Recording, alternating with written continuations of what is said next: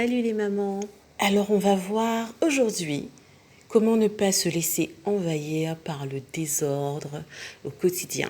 Déjà, bienvenue sur cette chaîne, je suis Leslie. Et si je suis ici, c'est parce qu'il me tient à cœur de partager, d'aider, d'échanger avec les mamans solo tout comme moi, au travers de 3 dimensions que sont les enfants, le bien-être et les finances. À travers ces dimensions, notre communauté va pouvoir se réaliser et s'épanouir. Donc si tu veux faire partie de cette communauté, de ce processus d'épanouissement, je t'invite à t'abonner à la chaîne et activer la cloche des notifications pour être informé des prochaines vidéos ou des prochains podcasts. Alors en tant que maman solo, souvent on est prise dans un quotidien survolté, riche de plein de tâches à faire diverses et variées du matin au soir, de très tôt le matin à tard le soir parfois, pour peu que l'on ait des enfants bas âge ou des plus grands, enfin bon, tout cela demande de l'organisation. Et justement, comment gagner du temps, comment ne pas se laisser envahir par le désordre? Alors on va le faire au travers de 6 conseils pour une maison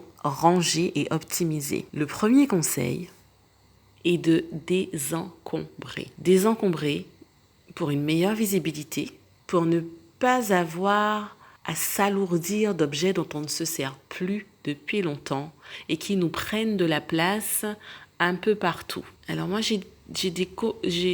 alors moi, à la base, déjà, j'avais pas forcément beaucoup de choses, mais même sans s'en rendre compte, souvent, on garde... Moi, à la base, je n'aime pas trop accumuler. Donc, il y a des personnalités qui aiment accumuler, d'autres qui n'aiment pas accumuler. Et même en n'aimant pas forcément accumuler, je me suis rendu compte à un moment que dans mon placard, il y avait beaucoup de choses dont je ne me servais pas, qu'il y avait des choses pour les enfants qui ne servaient plus, qui étaient devenues trop petites et dont je ne m'étais pas débarrassée, etc. Et le désencombrement est de mise. Alors, je le fais en tout cas 2 fois, 2 gros désencombrements avant la rentrée scolaire, durant les vacances d'été. Et un peu en début d'année justement, là je l'ai fait il n'y a pas longtemps, début février. Parce que souvent on garde certaines choses, un objet qui ne fonctionne plus, en se disant qu'on va le réparer, ou des outils où on se dit j'en aurai très certainement besoin bientôt, et puis on le garde à côté au lieu de s'en séparer, de donner, de recycler, etc. Donc désencombrer permet déjà, et le premier conseil pour pouvoir avoir et garder surtout une maison rangée. Le deuxième conseil est de justement, dès que l'on se sert d'un outil, d'un ustensile, de le remettre et de le ranger à sa place de suite.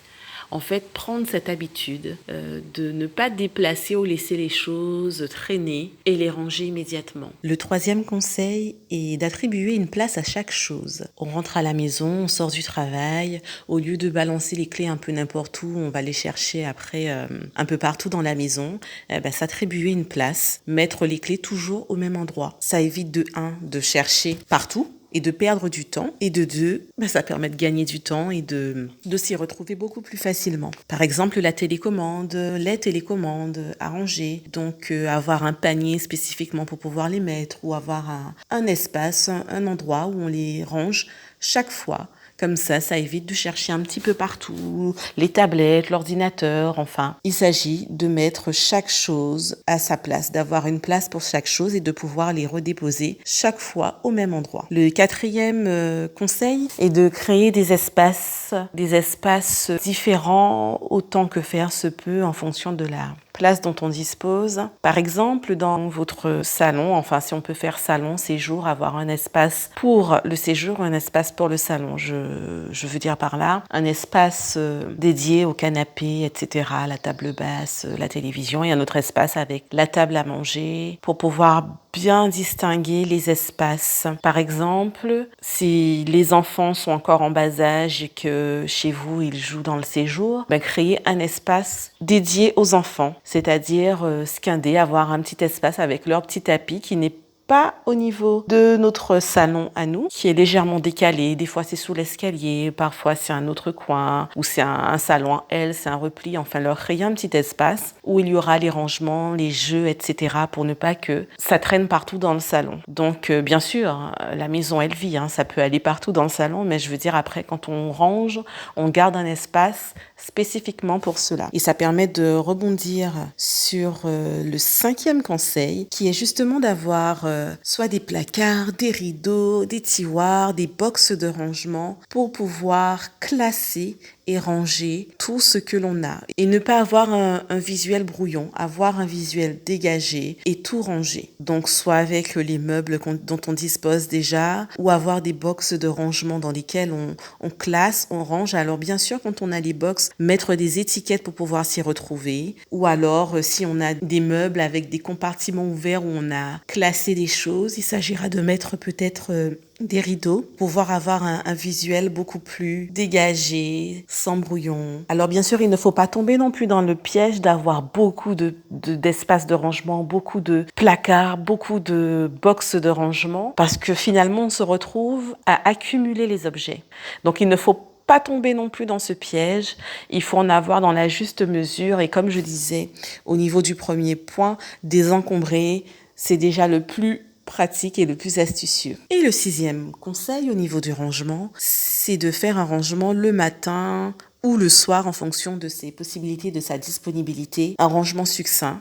Donc déjà avec toutes ces étapes qu'on a citées juste avant, cela permet déjà d'avoir une maison beaucoup plus claire, beaucoup plus rangée. Et le matin ou le soir, il s'agira juste d'ordonner un petit peu plus, de ranger ce qui ne l'a pas été. Et cela ira beaucoup plus rapidement, d'autant qu'on aura respecté les conseils cités juste avant. Par exemple, pour la cuisine, avoir toujours le plan de travail dégagé, ranger immédiatement, laver immédiatement. Cela permet d'avoir déjà l'esprit serein et tranquille, d'avoir tout toujours rangé et de faire immédiatement permet d'avoir du coup un peu de temps dégagé. Ça évite d'avoir la flemme après d'aller le faire, ça évite d'être un petit peu agacé de voir la tonne de vaisselle dans l'évier, ça évite d'avoir le plan de travail qui déborde et on ne sait plus où mettre la tête alors qu'on a besoin de se préparer un petit mets rapidement. Donc pour pouvoir reprendre pour les 6 conseils, donc il s'agit 1 de désencombrer,